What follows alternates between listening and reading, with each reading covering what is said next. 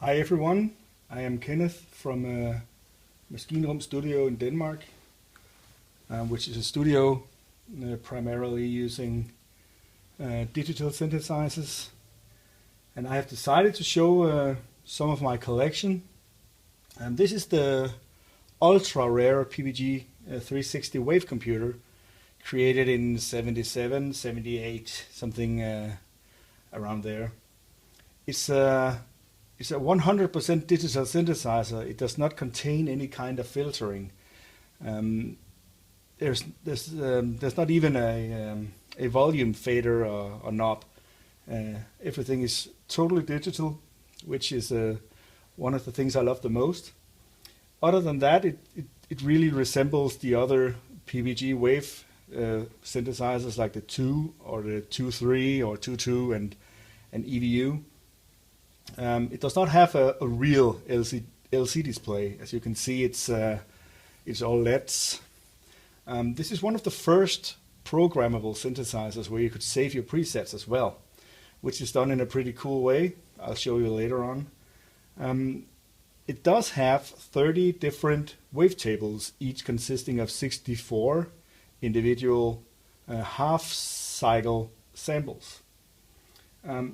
Let me try to just start to show you how it generates its sounds like any wavetable synthesizer really. I have loaded in the preset 30, which is something I made just as a starting point for sounds, as you can hear.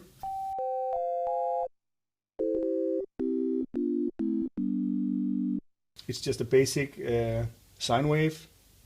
This is my transform button, which is called partial waves in the other wave synthesizers. This is where I choose my 64 different waves in a wavetable. Let me show you.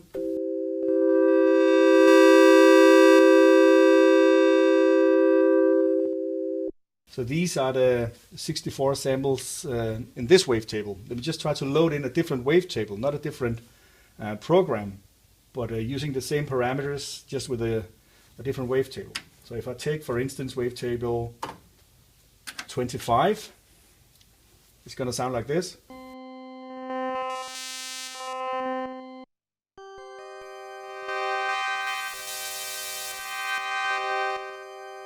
So again, the same sound, but with different waves. Just take another one just for the fun of it.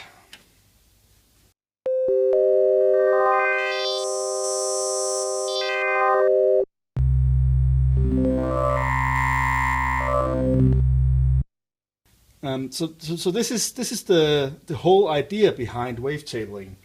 Of course, like in the other wave synthesizers, you can alter the wavetables or the different partials or spectrums or waves within a wavetable using an envelope or an LFO.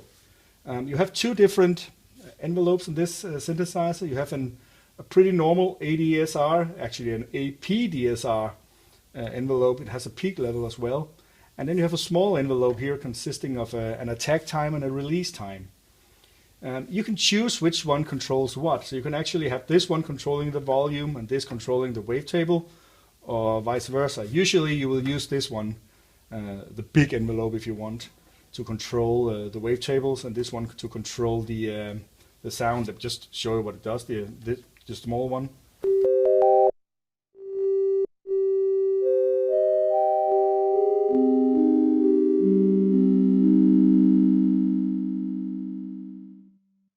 So if we keep this envelope and this wavetable in the sound, we can start trying to alter the different waves within the wavetable by using the envelope. So if I do, for instance, like this, just set the attack time.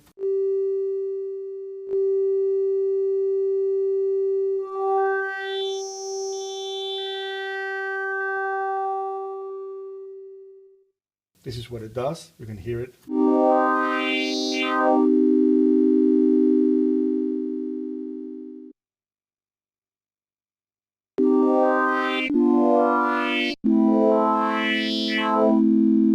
As you can hear when it peaks, right? It's like there's the peak, and it goes all the way down again. Just trying to do something else here by setting like this, and just give it a little more release.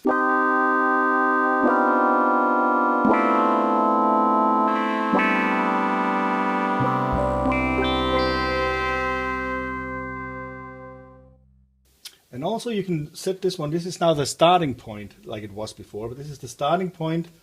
This is which wave you're going to use within the wavetable. So if I could do like this.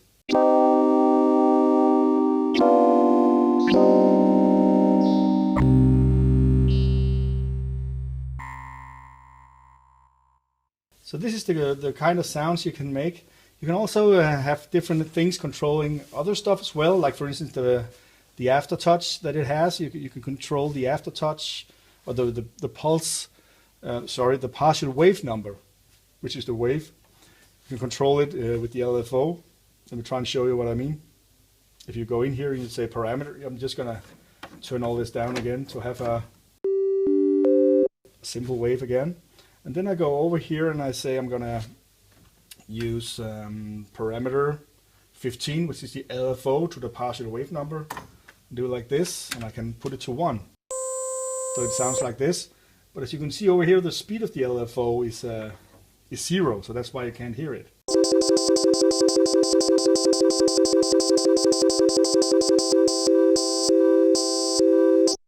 And also the LFO is pretty weird, but in that way also pretty cool. I'm not sure if you can see it over here, but you have different LFO waves over here. Let me try to show you.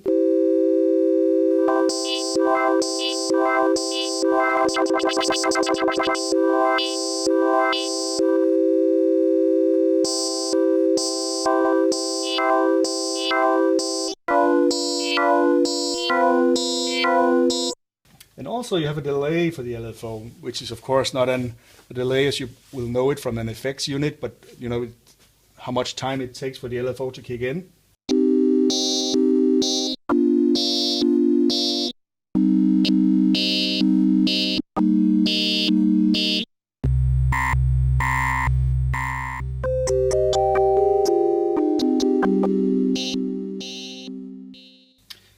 Yeah, like that. Also, you can, as I told you before, use the aftertouch to control it. Let me just try to show you that. Once again, you choose which parameter you're going to use, and this is the number 17. And you choose a magnitude of 1, which activates it. So now I should be able to do like this.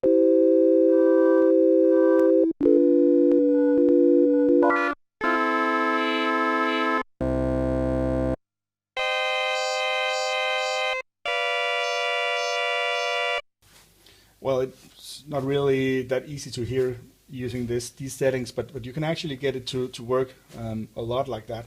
Some of the stuff like the 17 that I just used here, the dynamic to partial wave number, has its own button over here. So the most important ones has their own buttons. There's also a key balance which is really amazing. It's the one that decides if the keyboard should control your start wave. So each time you move a key, the transform button, the transform wave or the initial partial wave number will change. Let me try again to demonstrate. Without anything, it's like this. But if I put in a number here, as you can see, you have from 1 to 7. So I put in 2.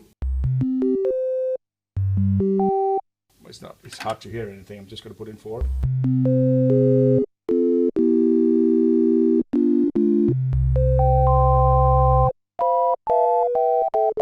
Honestly, I can't hear anything.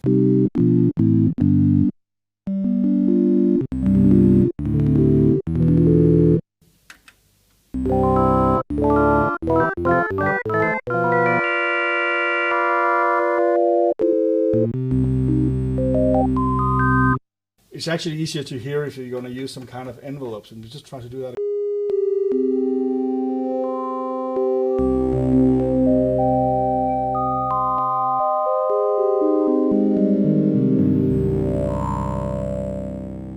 Yeah, you can kind of hear that it does something, but I must admit though that it's really not easy to hear on this kind of preset.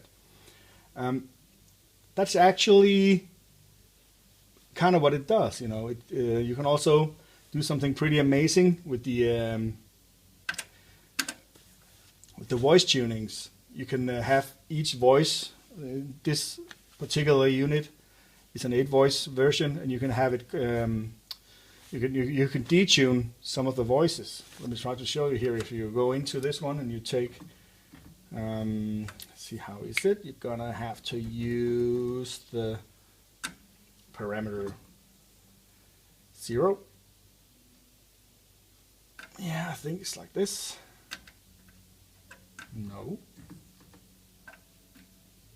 There it is.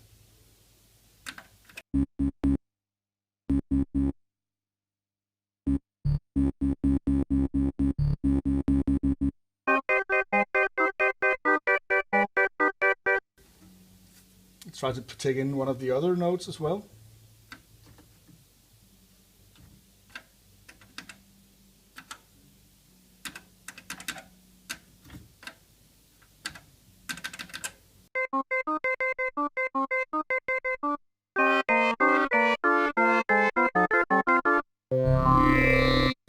In all honesty, pretty unusable in this context, but it can actually, especially on some of the other wave synthesizers, do some pretty cool stuff when you're using the sequencer or arpeggiator. Also, it has some, like the others wave synthesizers, it has 2 groups. A group is a set of settings. You can use the same wavetable low and then have 2 different sounds layering on top of that. Just try to take another sound that's going to use, like this one. You can see you have the keyboard mode 1. So these are 2 different sounds. I'm just going to try to show you first of all. One of them is like this. And the other one is.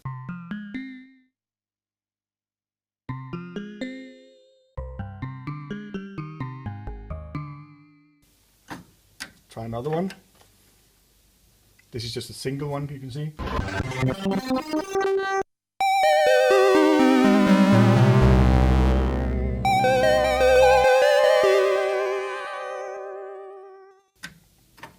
Another one.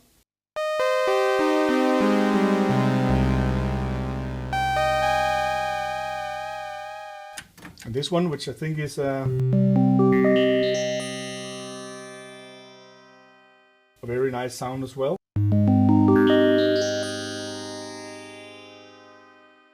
As you can hear, I tend to make sounds using 8 notes of polyphony, so I'm not going to layer sounds. Usually I like the kind of thin sounds that it can make, but it can make really huge sounds as well.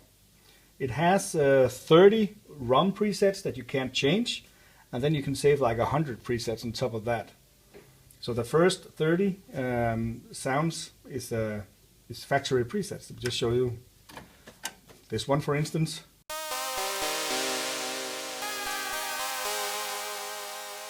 Or something else. Just gonna pick number 10.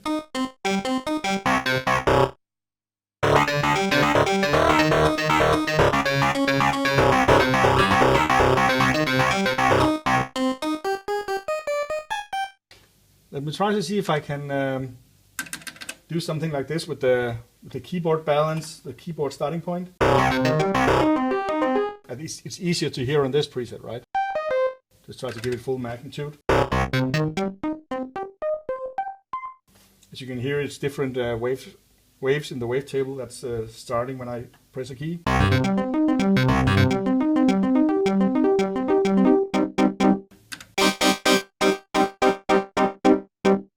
And this is a layered sound, so I can actually, in this preset, change the release time for only one of the groups. I'll do stuff with the envelope.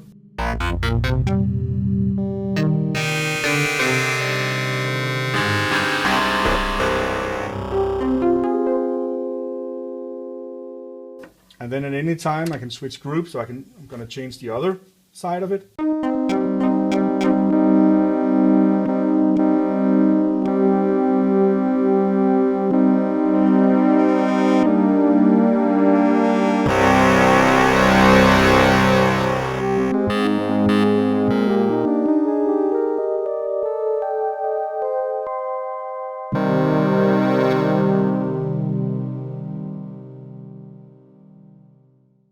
And then if I wanted to, I could save the preset by pressing the program number and then which sound which sound location I'm gonna save it in, and then give it a magnitude. Oh, sorry, yeah, pretty good, huh?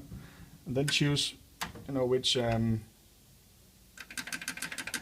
place I'm gonna put it in, like this.